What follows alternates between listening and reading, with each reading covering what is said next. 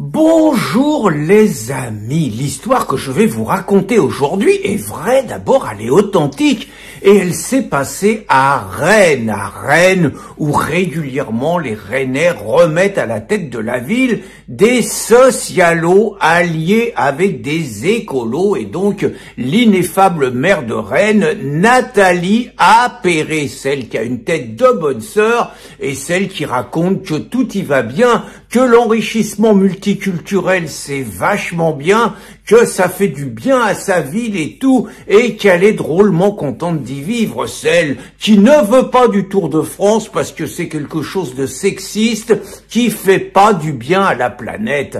Rennes donc, où les antifas font la loi, Rennes, une ville d'étudiants où les étudiants sont régulièrement agressés dans le centre-ville par des mineurs isolés que la municipalité fait venir, Rennes, ville où le procureur s'appelle Astruc, et je reviendrai un petit peu sur lui, Rennes, ville où les juges libèrent régulièrement des dizaines et des dizaines de délinquants, des agresseurs, que les policiers prennent des risques physiques énormes pour arrêter et pour remettre à la justice, et que les juges se dépêchent de remettre en liberté. Rennes, enfin, où les antifas font la loi, un bastion antifa comme un petit peu à Nantes et un petit peu moins à Brest. Et donc d'à Rennes, dans une école publique, en 5e, donc on apprend qu'une élève de 12 ans montrait des signes un tout petit peu agités et qu'elle a sorti un couteau avec une lame juste de 17 cm de long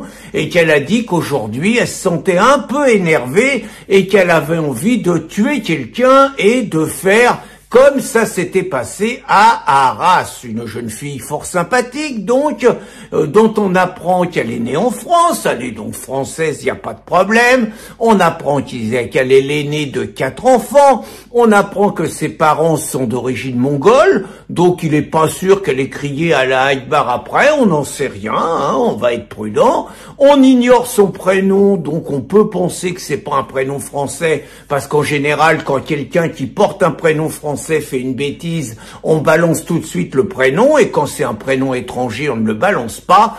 Et donc, ce qui est intéressant, c'est d'abord que l'enseignante, manifestement, a fait part d'un courage physique assez exemplaire, assez admirable, qu'elle a réussi à faire sortir tous les élèves, et que, finalement, elle a désamorcé la violence de la gamine, et que ça s'est pas trop mal terminé. Ce qui est intéressant à approfondir, c'est qu'on apprend quand même que dans cette école de Rennes, donc qui accueille cet élève, on apprend que cet élève dont on ignore le prénom avait déjà été viré d'un autre établissement parce que dans un autre établissement public, elle était également venue avec une lame, elle était venue à l'intérieur de l'école et donc elle a été sanctionnée, on l'a virée. Mais on l'a virée pour la mettre dans une autre école. Donc on apprend juste que sans aucun problème, l'État français expose la vie des enseignants mais également la vie des élèves, simplement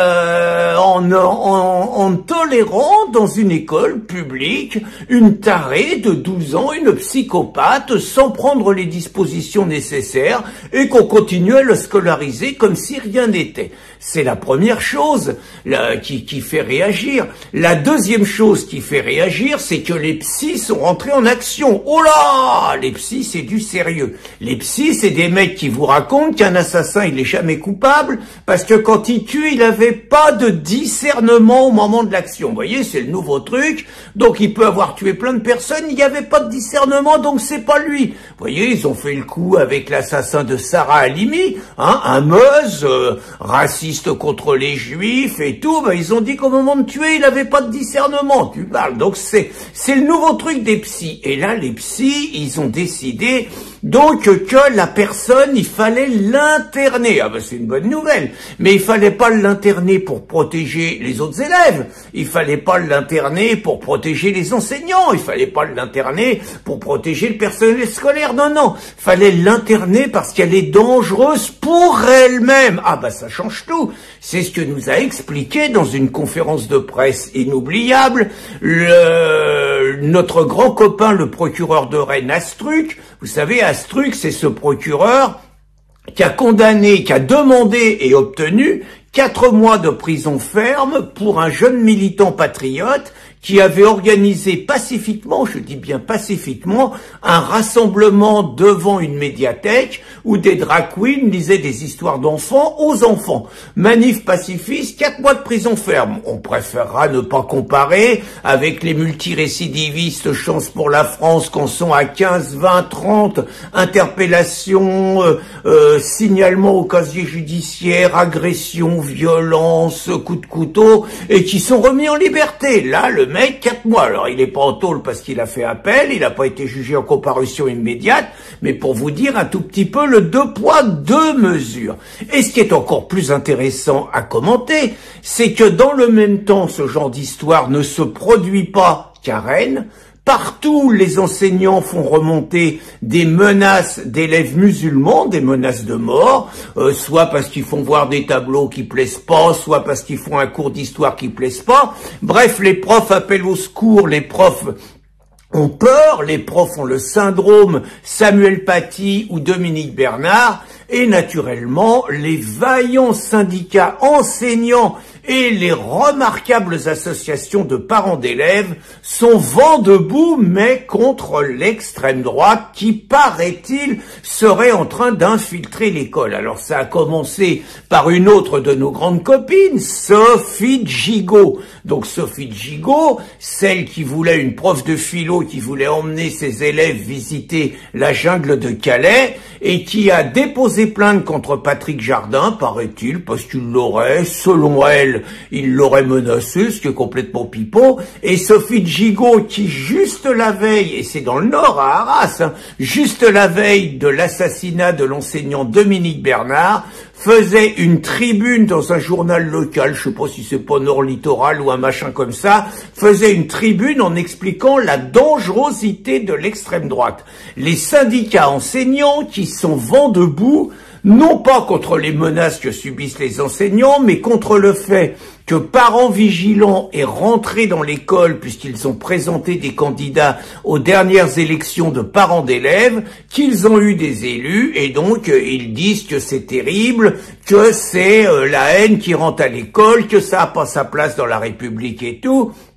Et vous avez l'ineffable député écolo, le nommé Benjamin Lucas, celui, alors je l'ai dans le nez, hein, vous aurez remarqué, donc celui qui expliquait qui demandait que les radios qui invitaient Zemmour aient une lourde amende, celui qui veut envoyer en tôle les gens qui font référence au grand remplacement, eh bien lui, il a carrément demandé à Darmanin la dissolution de Parents Vigilants.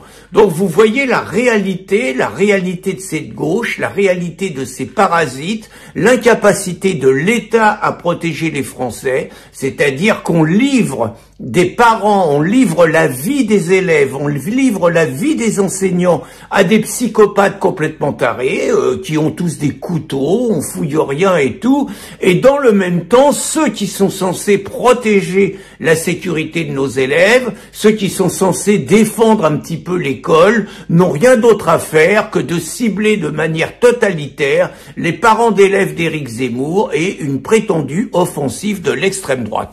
Je finirai en disant que moi, mon point de vue, je m'en fous que les parents soient d'origine mongole, je m'en fous que l'enfant soit né en France. Pour moi, il y aurait une décision à prendre par rapport à cette gamine, c'est absolument pas de l'interner, absolument pas de la soigner contre elle-même et tout. Je pense qu'il y a une incapacité des parents à faire face. Les parents avaient des devoirs par rapport à elle, ils n'ont pas rempli les devoirs. Pour moi, on les vire, ils retournent en Mongolie et j'en ai rien à foutre qu'ils soient nés en France. Ce qui m'intéresse, c'est pas de protéger la gamine contre elle-même, c'est de protéger les enseignants et les élèves contre des psychopathes pareils. Bonne journée les amis.